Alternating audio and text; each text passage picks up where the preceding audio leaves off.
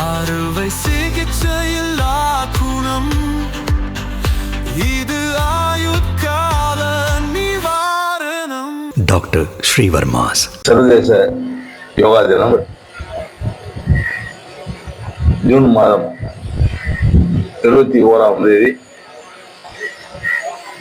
சர்வதேச யோகா தினம் கொண்டாடப்படும். அதுக்கு முன்னதாக ஒரு 25 நாட்களுக்கு முன்னதாகவே நாம் இந்த யோகா பெருவிழாவை இங்கே கொண்டாடி கொண்டிருக்கின்றோம். அந்த விழாவினை சிறப்பிக்கின்ற அளவில் இந்த யோகா விழா இங்கே நடத்தப்படுவது மிகுந்த மகிழ்ச்சி. புதுச்சேரி பூமிக்கு ஒரு பெரிய பெருமை உண்டு. இது ஒரு ஆன்மீக பூமி, அமைதியான பூமி, அழகான பூமி, நல்ல கடற்கரை, எப்பொழுதும் அமைதியை விரும்புகின்ற மக்களை கொண்ட ஒரு பூமி. இந்த புதுச்சேரி மாநிலத்தில் இந்த யோகா திருவிழா என்று கொண்டாடப்படுவது மிக பொருத்தமான ஒன்று. இது ஒரு பழம்பெரும் கலை. யோகா கலையானது ஒரு பழம்பெரும் கலை. உடல் ஆரோக்கியமாக இருக்க வேண்டும், ஒரு மனிதனுடைய உடல் ஆரோக்கியமாக இருக்க வேண்டும். அதற்கு மிக முக்கியமான தேவை மனதில் அமைதி. அந்த அமைதியை யோகாவை எவ்வாறு வளர்த்திருக்கின்றார்கள், யோகா மூலமாக எந்த நிலையை அடைந்திருக்கின்றனர் என்று நாம் அனைவரும் நன்றாக அறிவோம்.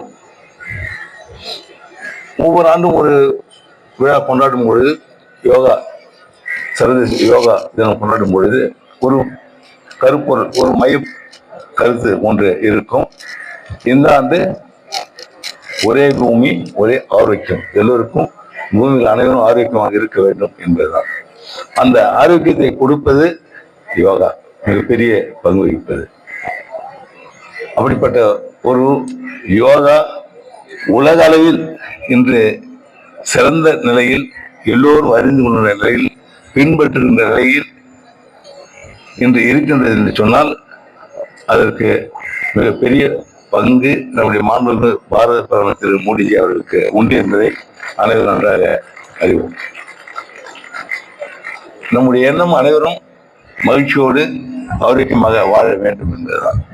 அந்த மகிழ்ச்சி, ஆரோக்கியம் யோகா செய்வதன் மூலமாக நமக்கு கிடைக்கின்றது, பயிற்சி கொள்வதன் மூலமாக நமக்கு கிடைக்கின்றது. இதனை நம்முடைய அரசானது ஆரம்ப சுகாதார நிலையங்களில் வருகின்ற நோயாளிகளுக்கு யோகா கற்றுக் கொடுக்கப்படுகின்றது. மாணவ செல்வங்களுக்கு பள்ளிகள் மூலமாக யோகா கற்றுக் கொடுக்கப்படுகின்றது. யோகாக்களை வளர்ப்பதற்காக நம்முடைய அரசு பல நடவடிக்கைகளை எடுத்து வருகின்றது. அப்படி இல்லை என்று சொன்னால் இவ்வளவு பேர் இந்த யோகாவில் கலந்து கொள்ளாத அந்த காலையில் அப்படின்னு நாம் நினைக்க முடியாது. யோகா அது பற்று இருப்பதால், அந்த ஆர்வம் இருப்பதால் மாணவ செல்வங்கள் பெரியவர்கள் இன்று இந்த யோகா பெருவிழாவில் கலந்து கொண்டிருக்கிறார்கள். அவர்களுடைய மனமார்ந்த நன்றியை நான் தெரிவித்துக் கொள்கிறேன். அனைவரும் மகிழ்ச்சியோடு நன்றாக வாழ வேண்டும். அதற்கு யோகா ஒரு முக்கிய பங்காக இருக்கும் என்பதை கூறி அனைவருக்கும் வாழ்த்தினை கூறி விடுகிறேன். நன்றி, வணக்கம்.